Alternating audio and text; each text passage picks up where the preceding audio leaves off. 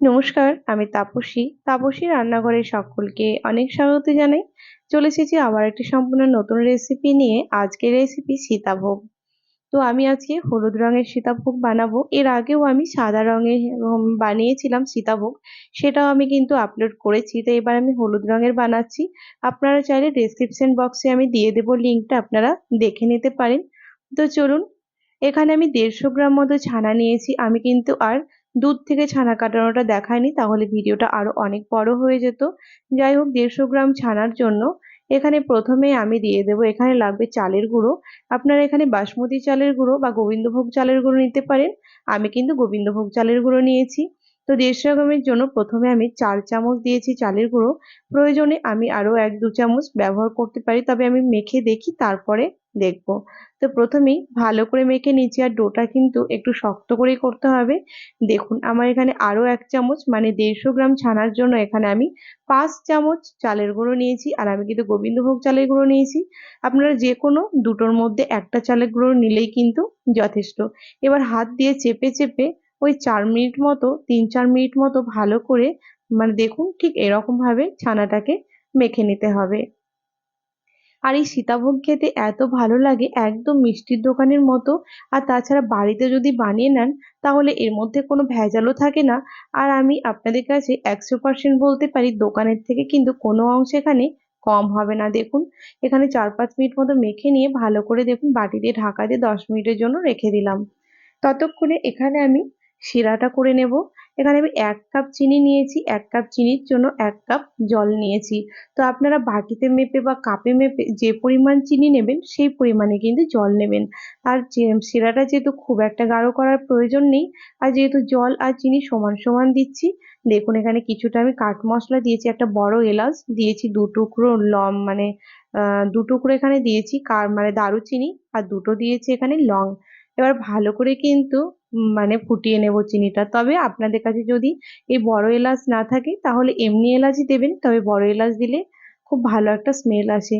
দেখুন, চিনিটা একদম গলে গেছে। আরো এখানে 1-1.5 মিনিট মতো ভালো করে ফুটিয়ে নেব, খুব একটা গাঢ় করার প্রয়োজন নেই। ওই 1-1.5 মিনিট মতো ফুটে গেলেই শিরাটাকে নামিয়ে রেখে দেবো। তো যারা এখনো আমার চ্যানেলটিকে সাবস্ক্রাইব করেনি, তাদের অনুরোধ জানাচ্ছি, যারা ইউটিউব থেকে দেখছেন প্লিজ আমার চ্যানেলটিকে সাবস্ক্রাইব করে পাশে থাকা বেল আইকনটি প্রেস করবেন, যেন আমি নতুন ভিডিও আপলোড করার সাথে সাথে নোটিফিকেশন প্রথম আপনাদের কাছেই পৌঁছে যায়। যারা ফেসবুক পেজ থেকে দেখছেন প্লিজ পেজটিকে ফলো করে নেবেন। দেখুন, ঢাকাটা খুললাম, আর এখানে কিন্তু চালটা আরো জলটা অনেকটা টেনে নিয়ে, আর ডোটা কিন্তু আরো সুন্দরভাবে শক্ত হয়ে গেছে। হাত দিয়ে আরো 1 থেকে 2 মিনিট মতো ভালো করে মেখে নিচ্ছি, তাহলে কিন্তু আরো সুন্দরভাবে একটু সফট হয়ে যাবে। তো দেখুন, ভালো করে এখানে মাখা হয়ে গেছে। এবার এখান থেকে অল্প একটুখানি আমি নিয়ে নেব নিকুতির জন্য, বাকিটা কিন্তু আমি সীতাভোগ বানাবো। দেখুন, এখানে কিন্তু ওই 4 ভাগের এখানে আমি দেখুন 5 ভাগের 1 ভাগ নিয়েছি, 4 ভাগ রেখে দিয়েছি। এবার এখান থেকে ছোট ছোট টুকরো করে নেব, আর ছোট ছোট টুকরো নিয়ে এখানে আমি নিকুতি বানিয়ে নেব। এর আগেও আমি ওভাল শেপেরই নিকুতি বানিয়েছিলাম। তো এইবারও আমি ওভাল শেপেরই নিকুতিটা বানাবো। আপনারা চাইলে কিন্তু গোলও বানিয়ে নিতে পারেন। তো আমার এই মানে ওভাল শেপের নিকুতিটাই দেখতে বেশি ভালো লাগে। দেখুন, আমি ঠিক এরকম ভাবে সব নিকুতিগুলো একই রকম সাইজের বানিয়ে নেব।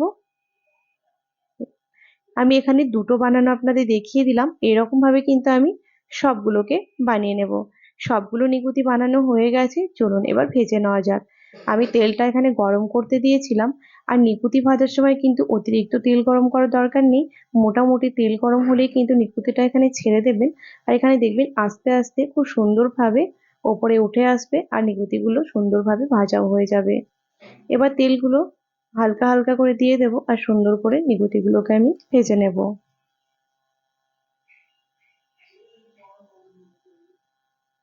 নিকুতিগুলো কিন্তু একদম বাদামি করে ভেজে নেব। আপনারা কিন্তু কালারটা একটু কম বেশি করে ভাজতে পারেন, আমার কিন্তু যেখানে একটা বাদামি কালার আছে সেটাই কিন্তু ভালো লাগে। তো আস্তে আস্তে অবশ্যই কিন্তু এই নিকুতিগুলো একদম স্টিম আঁচে ভেজে নেবেন।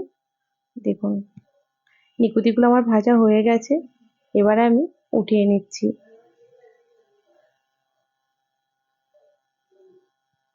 এবার আমি যে চিনির শিরাটা নামিয়ে রেখেছিলাম, নিকুতিগুলো তার মধ্যে দিয়ে দিলাম। একটু বেশিক্ষণ এটা ভেজা হবে, তাহলে খুব সুন্দরভাবে নিকুতিগুলোর মধ্যে রসও ঢুকে যাবে।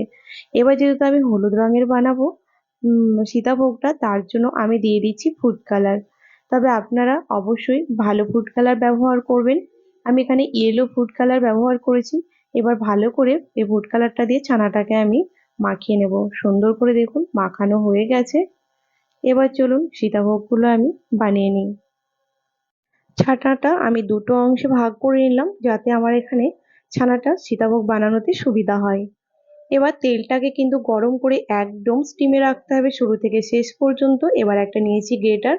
দেখুন ঠিক এইরকম ভাবে দিয়ে হাত দিয়ে চেপে দিতে হবে, আর সীতাভোগগুলো সুন্দরভাবে পড়বে। বেশিক্ষণ ভাজার একদম প্রয়োজন নেই, যেহেতু চালের গুঁড়ো আছে তাই কিন্তু বেশিক্ষণ হলেই একদম শক্ত হয়ে যাবে। ওই দেওয়া থেকে শুরু করে টোটাল ওই 30 সেকেন্ডের মতোই দেখুন একটু নাড়াচাড়া, একবার নাড়াচাড়া করে কিন্তু এগুলোকে উঠিয়ে নিতে হবে, নয়তো কিন্তু একদম শক্ত হয়ে যাবে। আপনারা চাইলে কিন্তু ছাকনাটা তেলটা আরো বেশি দিয়ে ছাকনাটা নিচে দিয়ে তার উপরেও কিন্তু সীতাভোগগুলো ভেজে নিতে পারেন। তাহলে এই ঝান্না হাতে দিয়ে তোলার আর কোনোই প্রয়োজন নেই। দেখুন একদম তাড়াতাড়ি 30 সেকেন্ডের মধ্যে কিন্তু ওঠাতে হবে, নইলে কিন্তু একদম শক্ত হয়ে যাবে। তো হয়ে গেছে আমার, দেখুন খুব সুন্দরভাবে একদম ঝরঝরে হয়ে যাবে। দেখুন এখানে কিন্তু আমি দিয়ে রেখেছিলাম নিকুতিগুলোকে মোটামুটি ওই 2-4 মিনিট আগে। এবার দিয়ে দিচ্ছি সীতাভোগগুলো, আর এই রকম করেই কিন্তু আমি সমস্ত সীতাভোগগুলোই বানিয়ে নেব। আর এত ভালো লাগে খেতে, বিশ্বাস করুন। সামনে তো আমাদের বাঙালিদের এত বড় উৎসব, বলুন উৎসব তো মা তো আসার সময় হয়েই গেছে। তো আপনারা বাজার থেকে না কিনে দুর্গাপুজোতে এইরকম ভাবে কিন্তু বাড়িতে সীতাভোগ বানিয়ে নিতে পারেন, আর সকলেই মিলেই কিন্তু খেতে পারেন। তাতে বাড়িতে বানালে খরচটাও কম হয়, আর খেতেও ভালো হয়, আর কোনো ভেজালও থাকে না। আর আপনি যদি এখানে প্রত্যেকটা স্টেপ এখানে যদি ভালো করে দেখে নেন, তাহলে কিন্তু আপনারা পারফেক্ট সীতাভোগ বাড়িতে বানিয়ে নিতে পারবেন। দেখুন আমার এখানে সুন্দরভাবে সমস্ত সীতাভোগ হয়ে গেছে।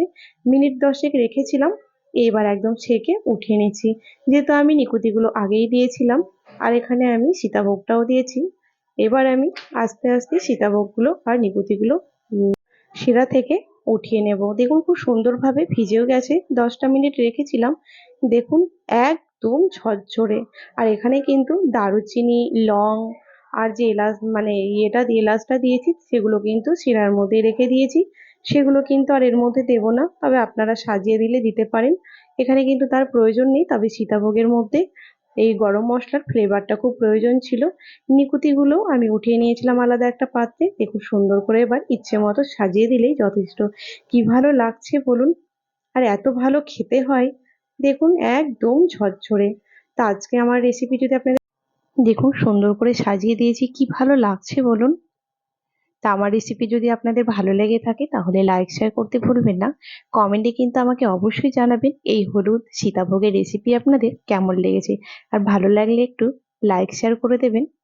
বর্ধমানের বিখ্যাত এই সীতাভোগ আমরা কিন্তু বাড়িতেই বানিয়ে নিতে পারি, কড়া দামে বা চড়া দামে যাই বলুন না কেন। দোকান থেকে না কিনে খুব সহজেই কিন্তু একটু সময়ে বাড়িতেই বানিয়ে নেওয়া যেতে পারে, আর সকলে মিলে কিন্তু খুব সুন্দরভাবে খাওয়াও যেতে পারে বলুন। যাই হোক, আজকের রেসিপি এই পর্যন্তই ছিল। দেখা হবে আবার একটি নতুন এপিসোডে, নতুন রেসিপি নিয়ে হাজির হয়ে যাব। তবে আপনাদের দেখিয়ে দেব এটা কতটা সফট হয়েছে।